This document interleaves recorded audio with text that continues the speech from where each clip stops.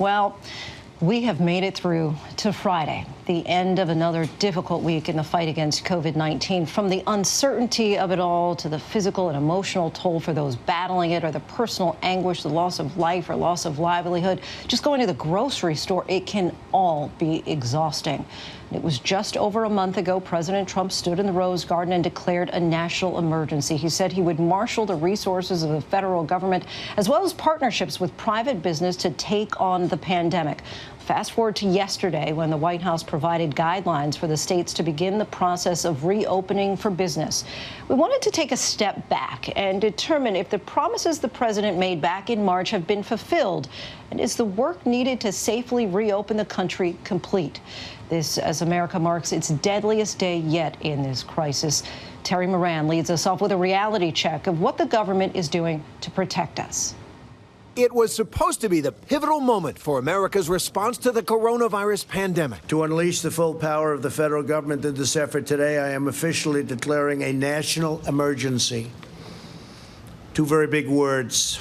March 13th, the Rose Garden. President Trump, flanked by leaders of some of the biggest businesses in the country, pledging a major effort to combat the virus threat. No resource will be spared, nothing whatsoever.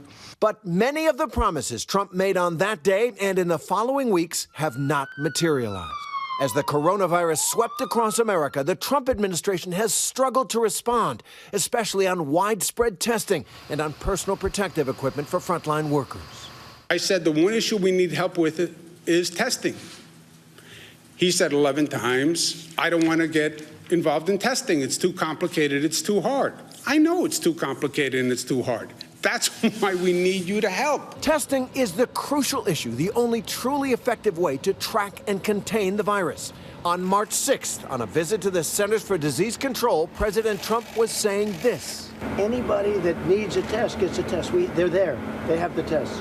And the tests are beautiful. And on March 9th, Vice President Mike Pence, who heads the coronavirus task force, promised over 1 million tests have been distributed before the end of this week. Another 4 million tests will be distributed. But the harsh reality, more than 7 weeks later, testing still lags badly. Many are forced to wait in long lines for scarce tests, with only about 3.4 million Americans getting tested since the virus arrived in America in January. That's just 1% of the U.S. population. In that Rose Garden appearance, President Trump had promised a massive program of drive-through testing in the parking lots of major retailers across the country. We've been in discussions with pharmacies and retailers to make drive-through tests available in the critical locations identified by public health professionals. Now, more than a month later, those pharmacies and retailers have not established widespread drive-through testing at their stores. Walmart, CVS, Walgreens, they've opened up just a handful. CVS says they're trying to open more soon. Another Rose Garden promised that day, a testing website that would help people decide on whether they needed the test and where to get one. Google is helping to develop a website. It's going to be very quickly done, unlike websites of the past, to determine whether a test is warranted and to facilitate testing at a nearby convenient location. Google has 1,700 engineers working on this right now. But that website never materialized nationwide. And on another life or death issue, protective gear for frontline workers, the president declared on April 8th. I ordered 500 million masks, 500 N95s and others, and surgical. But we ordered 500 million masks, 300 and 200, and they're going to be here very shortly. The country is ramping up production of masks, but companies that make them say they won't be delivered for months. There is good news. The country as a whole has succeeded in slowing the spread of the virus and avoiding worst-case scenarios, mostly through social distancing and those lockdown orders in almost all states. But President Trump insists his administration has made absolutely no missteps. We have done a job the likes of which nobody's ever done. The mobilization, getting of equipment, all of the things we've done. Nobody's ever done a job like this.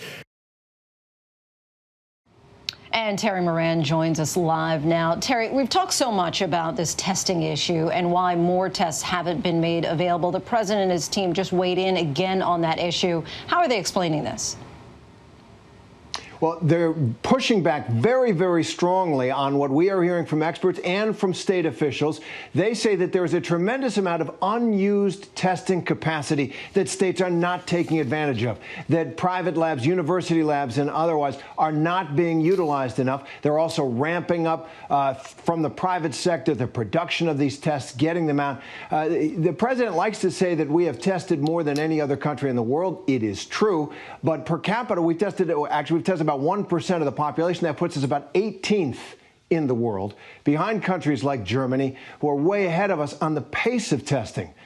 And one of the things that we have heard from the president tonight and from his team is that there is enough testing in the United States going on right now to move to phase 1 of the guidelines that the White House has put out for opening up the country. There's enough testing. That's their bottom line. And Terry, we'll have more on this in a moment. But the president seemed to egg on those protesters who are pushing for states to reopen, tweeting that these states need to be, quote, liberated. Governor Jay Inslee of Washington had a particularly strong reaction to that. He did. He said the president was in danger of inciting violence. He also noted that the president, in releasing his guidelines, said this is up to the governors. We empower the governors. They are authorized, given state and local conditions and their understanding of the data, to open as they see fit, local control. And all of a sudden, here's the president of the United States with his 100+ million Twitter followers saying, liberate Minnesota, liberate Michigan, liberate Virginia, a clear signal that he supports those protesters who are saying that they don't want any more of this shutdown, whatever the epidemiologists are saying.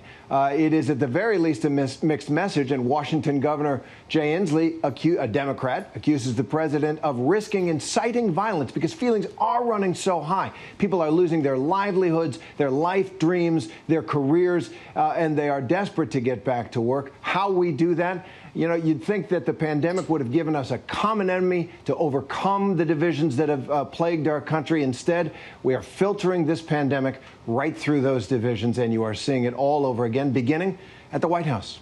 Lindsay? All right, Terry Moran, thanks so much for that, Terry.